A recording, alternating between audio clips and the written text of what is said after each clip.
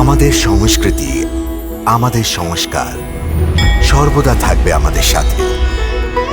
ভারতের মহান গ্রন্থ আর কাব্যের সম্পূর্ণ সংকলন। সাবস্ক্রাইব করুন তিলক। আমরা শত্রু ভূমিতে পেয়েছি, ওর মধ্যে কিছু সুন্দর কন্যাদের আপনার সেবাতে আনা হয়েছে।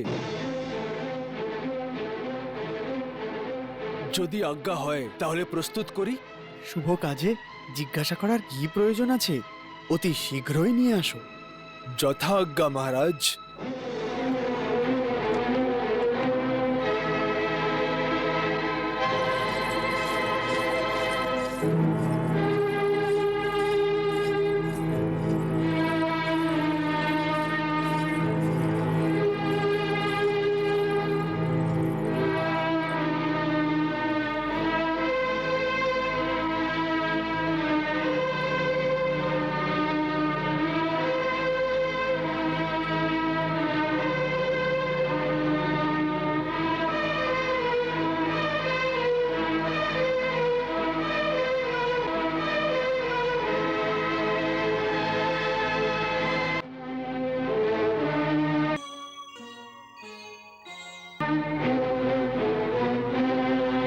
স্বামী, আপনি এটা ঠিক করছেন না। আপনি পাপ করছেন, পাপ। পাপ? তুমি এটাকে পাপ বলো মহারানী? আর যখন ওই গোয়ালা সুন্দরীদের সাথে নৃত্য করে, খেলা করে, তখন তুমি ওকে রাসলীলা বলো? আরে যখন ও রাস খেলা খেলতে পারে তখন আমিও খেলতে পারি, তাই না? কিন্তু স্বামী, এক পুরুষের সাথে শুধু একজন স্ত্রীকেই মানায়, যে ওনার অর্ধাঙ্গিনী। না মহারানী, না। এই স্ত্রী আমাদের পৌরুষত্ব, আমাদের শক্তি, আমাদের বিজয়ের প্রমাণ। এর মধ্যে পাপ কোথায়? এ তো আমাদের পৌরুষত্ব। স্বামী, দশানন রাবণ সীতার হরণ করেছিল, এই জন্যই ওনার সর্বনাশ হয়েছিল। ওনার সাধের লঙ্কা নগরীকে হনুমান আগুন লাগিয়ে নষ্ট করে দিয়েছিল।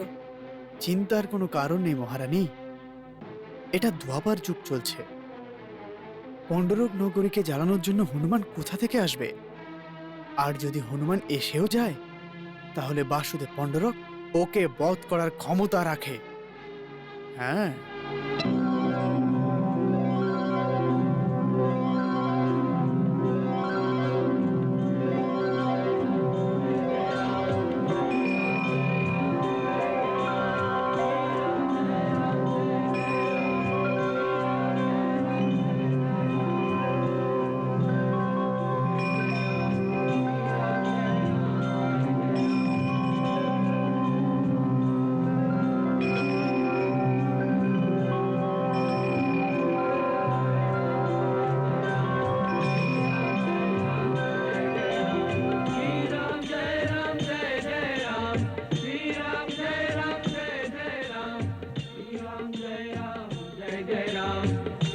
আরে আশ্চর্য, পদ্রুকের নগরে প্রভুর ভোজন।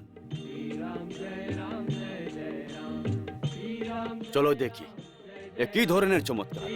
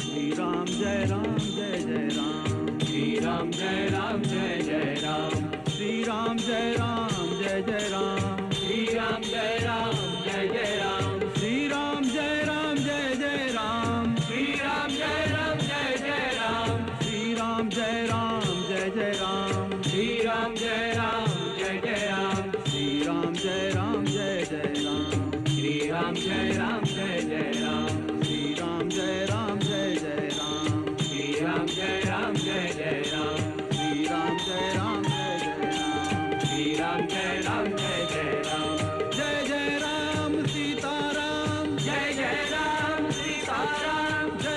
राम सीताराम, जय जय राम सीताराम।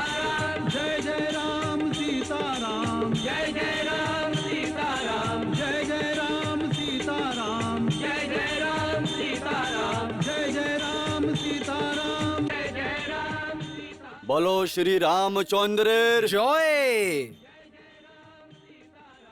বাহ বাহ বাহ বাহ, রাম ভোজন হবে তো এরকমই হওয়া উচিত। কত রস আছে এই ভক্তের সুরে। রাম ভোজন শুনে আনন্দিত হয়ে গেছি। জয় শ্রীরাম।